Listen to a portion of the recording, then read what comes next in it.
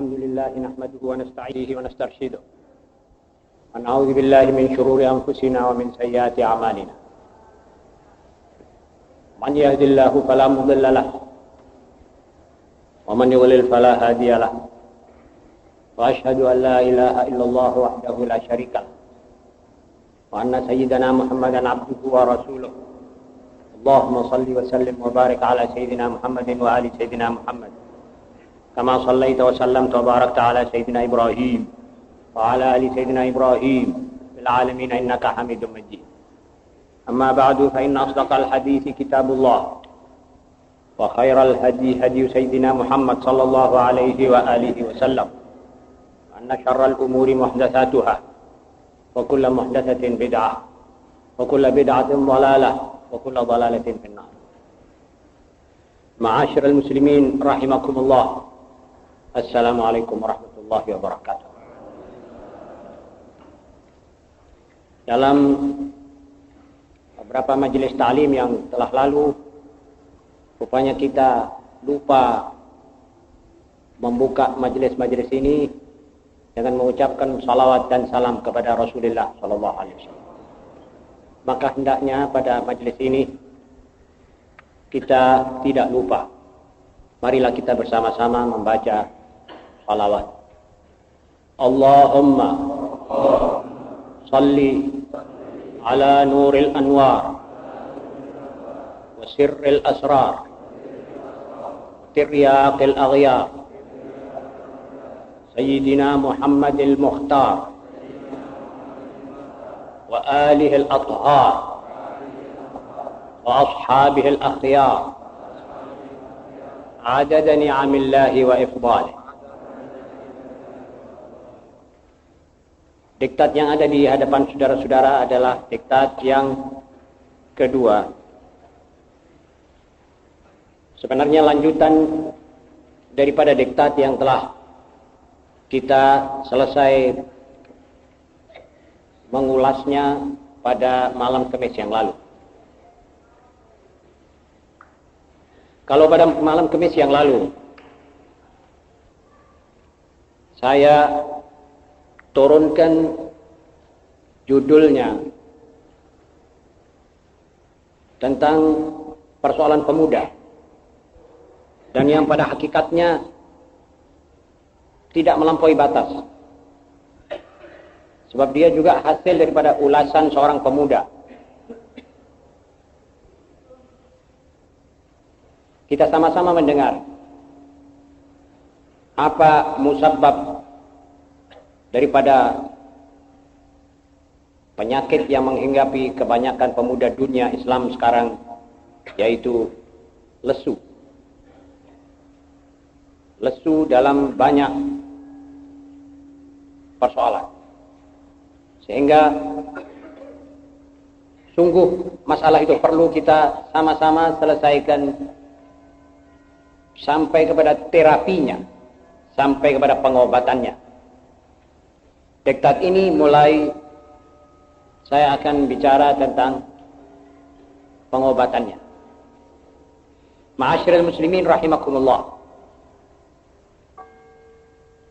Sebab utama dan pertama adalah kekosongan norma-norma dalam hati seorang pemuda, menyebabkan terjadinya apa yang kita bicarakan pada malam Kamis yang lalu. Kalau jiwa seorang pemuda kosong, rohnya tidak terisi oleh sesuatu, atau dengan bahasa kedokteran tidak diberikannya vitamin-vitamin yang diperlukan, maka sudah jelas roh itu akan lesu. Dan lesunya roh akan menarik juga lesunya badan, lesunya otak, lesunya segala-galanya. Jadi sebagaimana juga badan memerlukan vitamin dan makanan, roh juga memerlukan vitamin dan makanan. Makanannya adalah yang kita sajikan pada malam ini, yang kita lihat bersama di diktat nomor 2 ini. Jadi masalahnya harus kita perbaiki hati, atau dengan kata lain, perbaikilah roh. Kalau rohnya segar, tidak mungkin itu pemuda dan pemudi terserang penyakit loyo atau lemes. Dia pasti segar. Segar ingatannya, segar pikirannya, segar segala-galanya. Jadi masalahnya adalah al-iman. Jadi cabang iman. Ada yang menyangkut hati. Yang harus bertempat tinggal di dalam hati. Dia harus menguasai itu hati. Ada cabang-cabang iman yang harus mengikuti lidah. Sebab dia ada bertalian dengan lidah. Dan ada cabang-cabang iman yang harus digerakkan oleh seluruh anggota badan. Kalau sekujur tubuh manusia, dari hatinya, lidahnya, dan seluruh anggota badannya tergerak dalam orbit iman, maka sungguh akan terobatilah segala penyakit yang kita lihat dan kita rasakan sedang menyerang kalangan pemuda kita, khususnya pemuda Islam, yang merupakan satu-satunya modal buat umat Islam, satu-satunya harapan untuk memperbaiki masyarakat kita, untuk kita serahkan amanat-amanat di bahu mereka di kemudian hari.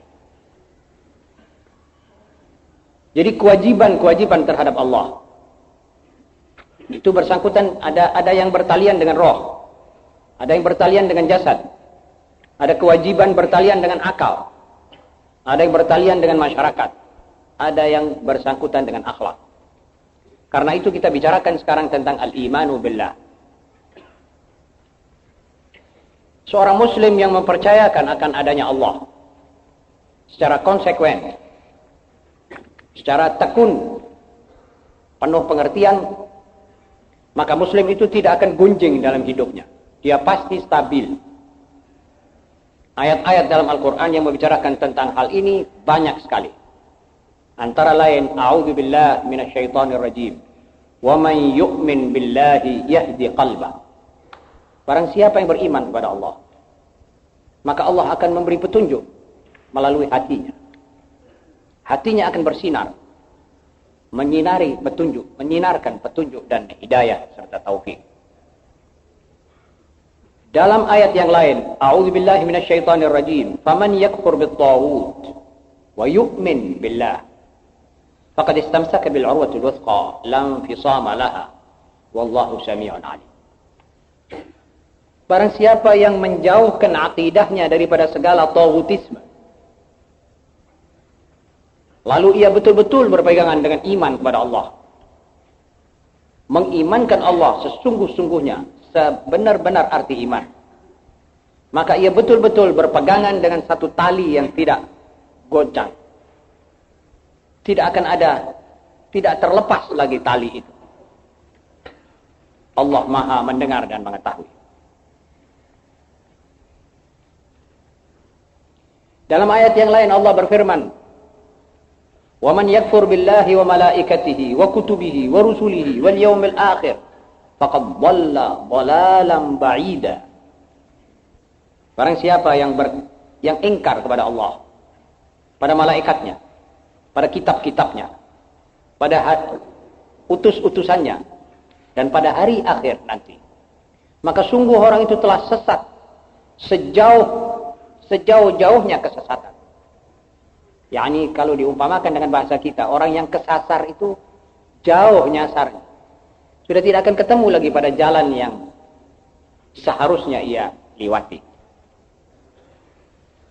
Ayat yang lain Allah berfirman, "Dzalikumullahu rabbukum la ilaha illa huwa khaliqu kulli syai'in fa'buduh." Demikian itulah Tuhanmu sekalian wahai manusia. Tiada Tuhan melainkan Dia, pencipta segala-galanya, pencipta segala sesuatu. Maka sembahlah Dia. U'buduh.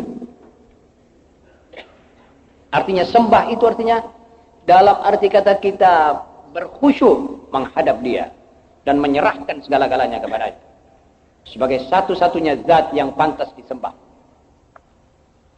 Ayat yang lain Allah berfirman, fa ilahukum ilahun wahidun falahu aslimu. Sesungguhnya Tuhanmu ini adalah Tuhan yang esa, maka kepadanya lah harus kamu menyerahkan segala aktivitamu, segala pikiranmu, segala sesuatu dalam hidup dan segala perjuanganmu. Ayat yang lain yang sudah sering kita baca yaitu a'udzubillahi minasyaitonirrajim, ya ayyuhalladzina amanu taqullaha haqqa tuqatih wa la tamutunna illa wa antum muslimun. Wahai orang-orang yang beriman, carilah jalan sampai kamu capai takwa yang sesungguh-sungguhnya. Dan jangan sampai kalian meninggal dunia kecuali di dalam keadaan muslim yang menyerahkan segala-galanya kepada Allah.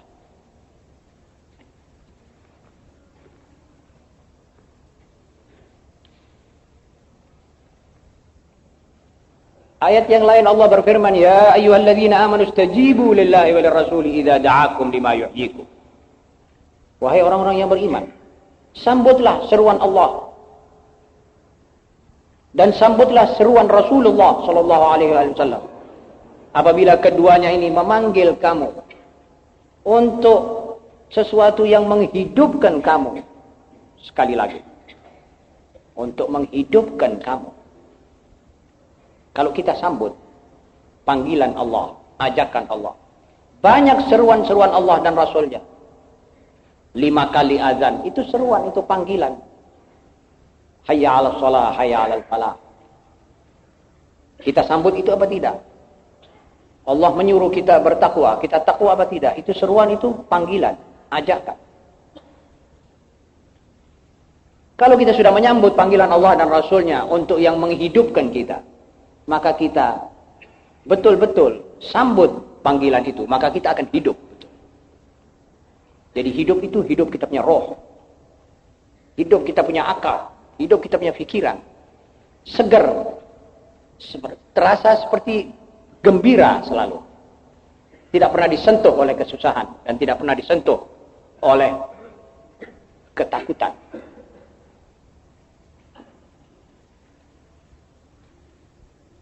Bala man aslama wajhahu lillah wa huwa muhsinun falahu ajruhu 'inda rabbih wala khaufun 'alaihim wala hum yahzanun. Ya, memang barang siapa yang menyerahkan mukanya, pikirannya, semuanya, segala-galanya kepada Allah dalam keadaan dia bekerja lurus, maka ganjarannya tersimpan di sisi Tuhan dan dia tiada takut dan tiada menyesal di dunia ini. Ma'asyiral muslimin, wa 'alallahi fatawakkalu in kuntum mu'minin. Ini juga panggilan, ini juga seruan. Wahai kaum pemuda dan pemudi, wahai kaum muslimin dan muslimat, kepada Allah lah kamu harus bertawakal kalau kamu betul-betul mukmin. Ini ayat dalam surat kelima, ayat ke-26. Kemudian Allah menyuruh kita berdoa. Wa qala rabbukum ud'uni astajib lakum. Allah berkata, Tuhanmu berkata, mohonlah kepadaku, mohonlah daripadaku segala sesuatu yang kamu maukan. Nanti kami akan sambut, kami akan loloskan, kami akan kabulkan permintaan. Ma'asyiral muslimin, demikianlah ayat-ayat yang menyangkut iman kepada Allah dan iman kepada hari kiamat. Dan tiap hari terbit, hari itu seakan-akan mengatakan kepada kita, khususnya kepada pemuda dan pemudi, saya ini adalah ciptaan Allah yang baru untukmu, wahai anak Adam. Terhadap segala perbuatanmu sepanjang hari ini aku ikut menyaksikan, aku ikut mencatat. Maka rebutlah aku, jangan kau tinggalkan aku sia-sia, jangan sembrono engkau menghadapi aku. walaupun engkau masih muda, karena aku tidak akan kembali menghadapi engkau lagi sampai hari kiamat. Tiap hari seakan-akan berbicara begitu kepada kita. Yang menghadapi kita satu hari ini, besok tidak akan kembali. Tidak ada satu hari akan kembali lagi. Jadi kita mesti rebut kesempatan masih hidup untuk berbuat baik. Tidak menyia-nyiakan umur, tidak menyia-nyiakan waktu. Ini dapat dimengerti kepada orang, dapat dimengerti oleh orang yang percaya kepada Allah, percaya pada hari balasannya. Karena itu, dari cabang-cabang iman yang menyangkut hati adalah iman bimalaikatihi, mengimankan malaikat-malaikat Allah, kemudian mengimankan kitab-kitab Allah, mengimankan kepada rasul-rasul Tuhan. Yang pertama Adam, yang terakhir Muhammad sallallahu alaihi wasallam. Dengan segala konsekuensinya kita percayai. Apa yang dibawa oleh Nabi Muhammad sallallahu alaihi wasallam perlu kita ketahui dan perlu kita juga kita amalkan. Insyaallah kalau sudah selesai seri ini, kita akan mengadakan ikrar bersama. Jadi tidak cuma kita mengetahui. Jadi kita harus melatih diri untuk mengetahui dan bersedia untuk mengamalkan apa yang kita ketahui. Baru ada artinya ilmu itu. Percaya pada takdir. Baik yang kita rasakan baik maupun yang kita rasakan enak maupun yang kita rasakan kurang enak. Kita harus percaya bahwa itu takdir. Mengimankan, menerima dan mengakuinya sedalam-dalam arti pengakuan. Setelah itu semua, maka kita harus cinta kepada Allah. Mahabbatullah. Dalam salah satu ceramah di sini saya katakan, tanda-tanda seorang cinta kepada Allah adalah mengamalkan segala perintah Allah. Ingin ketemu dengan Allah. Senang mendengar kalimatullah, yakni Al-Quran. Seorang yang hatinya terbuka apabila mendengar Al-Quran. Seorang yang hatinya senang apabila dia mulai ambil air sembahyang untuk menuju kepada salat. Ketahuilah bahwa dia betul-betul cinta kepada Allah. Kalau orang dengar azan, dia sudah sumpah. Pergi ke masjid, emoh.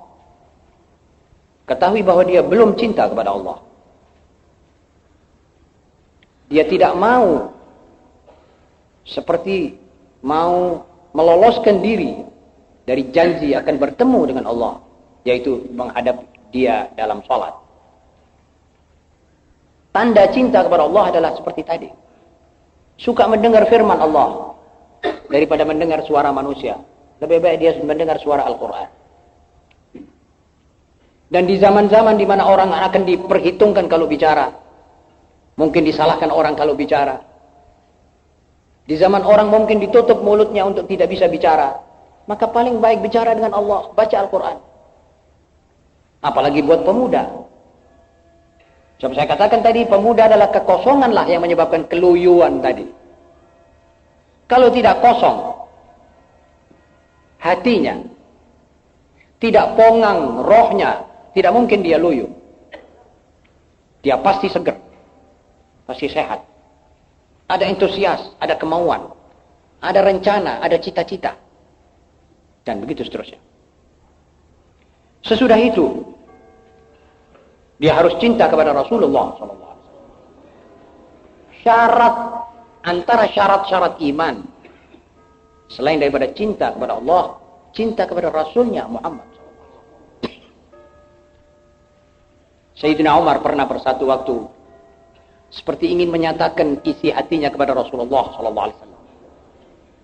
Menyatakan, ya Rasulullah, saya ini sekarang alhamdulillah sudah mencintai engkau lebih dari segala-galanya. Lebih daripada istriku, lebih daripada anakku, lebih daripada harta bendaku. Kecuali diriku sendiri. Rasulullah SAW mengatakan, belum ya Umar, belum sempurna iman.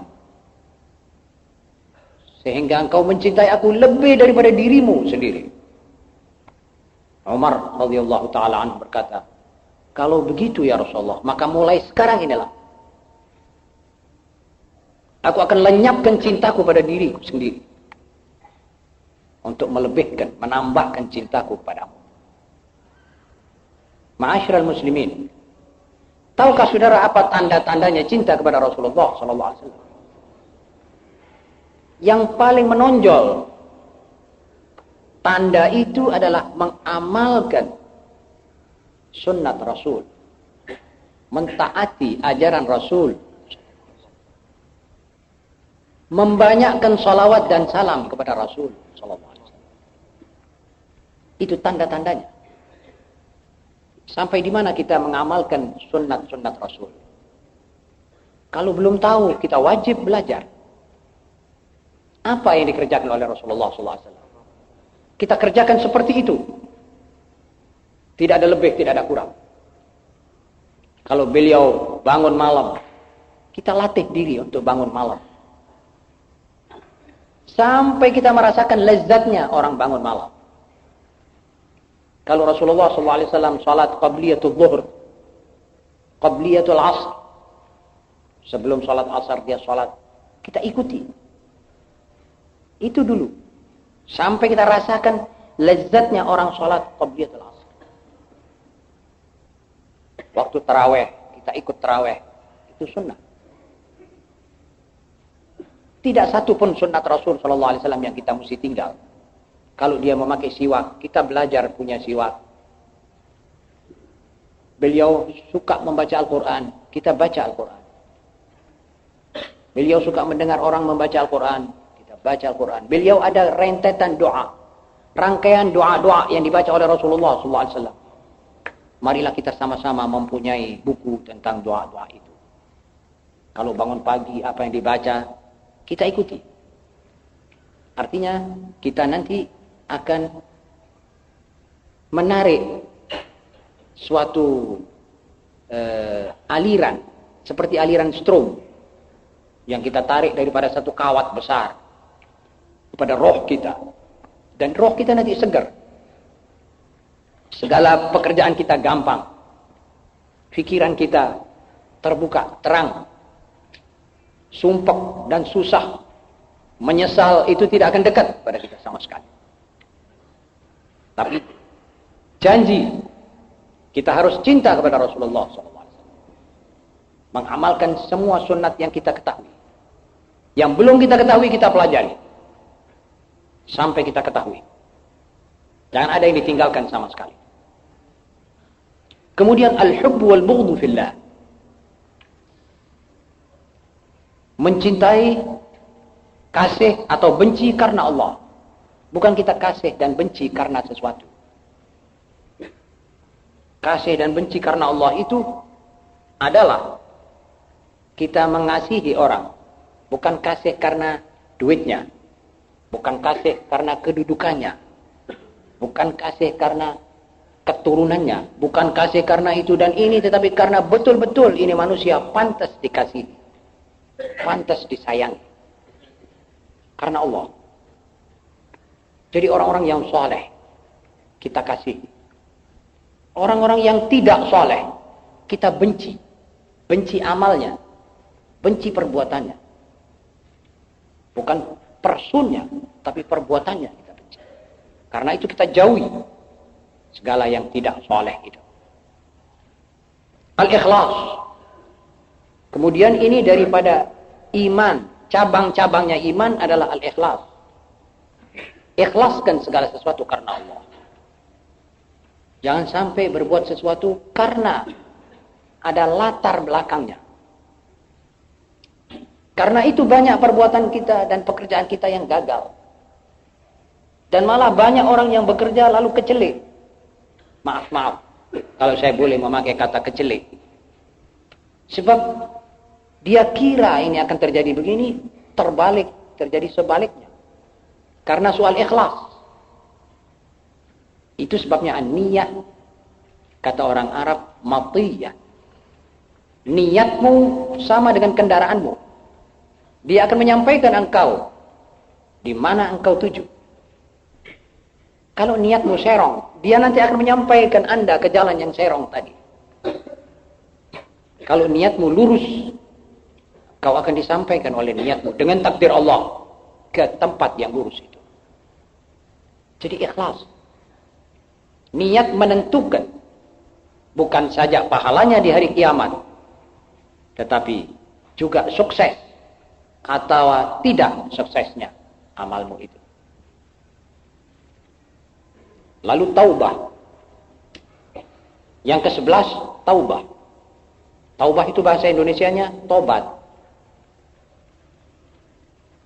Siapa di antara kita yang kira-kira tidak berdosa? Semua kita ini berdosa. Tapi tidak semua bertobat. Ini gapnya. Ini persoalannya. Di sini letak ketidakcocoknya. Orang yang sudah tahu berdosa, kenapa tidak sama-sama mengindahkan peraturan dan toto kromonya orang yang salah minta maaf? Ini soalnya. Dan karena ini berlarut-larut, khususnya di kalangan pemuda yang kadang-kadang kita lupa masih muda, masih mempunyai cita-cita tinggi dan dia lupa akan cepat-cepat tobat. Lalu ada satu bundelan dalam hatinya, ikatan yang seperti sesuatu yang tidak enak dirasakan, menyebabkan dia gelisah, menyebabkan dia sumpah, menyebabkan dia macam-macam. Sebab sebetulnya masalahnya masalah dosa belum diselesaikan dengan yang kita durhakai, yaitu Allah. Jadi kalau saya boleh mengharapkan, adalah kita semua ini harus kita akui kita ini berdosa. Ya Rabbana atarafna, kita akui ya Allah kita berdosa. Begitu saja. Tetapi syarat-syaratnya orang tobat adalah tidak kembali lagi kepada dosa itu. Jadi masing-masing mesti sadar bahwa yang menindakkan dosa A harus dia bertobat dan tidak lagi mendekati pekerjaan itu. Yang suka main, tapi tobat. Artinya pertama-tama syarat taubatnya itu dia janji bahwa dia tidak akan main lagi. Selesai. Yang minum, tobat, tidak akan minum lagi. Allah pasti akan mengampuni dosanya itu. Jadi kalau ditanya siapa di antara kita yang tidak berdosa, tidak akan ada orang bilang saya tidak berdosa. Itu tidak mungkin. Kalau ada orang mengacung mengatakan saya tidak berdosa, katakan pada dia bahwa Anda melampaui batas. Anda dusta. Kullukum khatta'un wa khairul khatta'in at-tawwabun. Kamu semua ini pasti sudah pernah melakukan dosa. Ataukah kecil ataukah besar. Tapi sebaik-baik di antara kamu yang pernah melakukan dosa adalah orang yang mau bertobat. Jadi kalau dosa dibiarkan, dia menitik satu titik di dalam hati. Lantas dosa lagi, satu titik hitam lagi. Akhirnya hati kita ini sudah merupakan titik hitam semuanya. Dan kembalilah firman Allah mengena kita, yaitu kalla barrana ala qulubihim. Sebenarnya hati mereka sudah hitam gelegam. Sudah ada endapan dan karat-karatnya dosa. Itu berat pencuciannya. Yang ke-12, al-khawf. Takut. Di sini terselit sebagian daripada al-iman. Takut apa? Apa yang kita takuti? Yang kita takuti itu siksanya Allah. Yang kita takuti itu kalau kita menerjang larangan Allah tanpa kesadaran. Yang kita takuti itu satu kali sebetan daripada Allah yang menyebabkan kita tidak bangun lagi. Berapa banyak manusia yang mengira bahwa dia sudah tidak ada perhitungan, tiba-tiba mendapatkan perhitungan sekali daripada Allah dan dia buyar, tidak bangun lagi. Riwayatnya tertutup dari dunia ini dengan sejelek-jelek takhtim. Karena dia tidak mempunyai satu sifat al-khawf. Tidak takut. Tidak ingat. Jadi takut itu wajib. Tapi yang kita takuti Allah. Takut kita berbuat salah. Itu minal iman. Kita takut bertindak kepada sesama kita tidak jujur. Itu juga termasuk daripada iman. Jadi takut itu perlu. Biasanya orang yang sudah mengimankan bahwa segala amalnya akan diperhitungkan oleh Allah, biasanya dia sudah pasti takut. Sudah pasti. Tidak sembrono, begitulah kata orang Jawa. Artinya dia tidak berbuat semau-maunya. Kalau dia sudah betul-betul percaya pada Allah dan hari kemudian. Sesudah takut ada imbangannya, ar-raja, mengharap. Berkata salah seorang ulama, kalau dikatakan oleh Allah bahwa orang semua ini akan masuk neraka kecuali seorang yang akan aku masukkan surga, maka aku akan tidak putus asa. Aku pasti masih mengharapkan akulah yang satu itu. Begitu kata ba'dul awliya.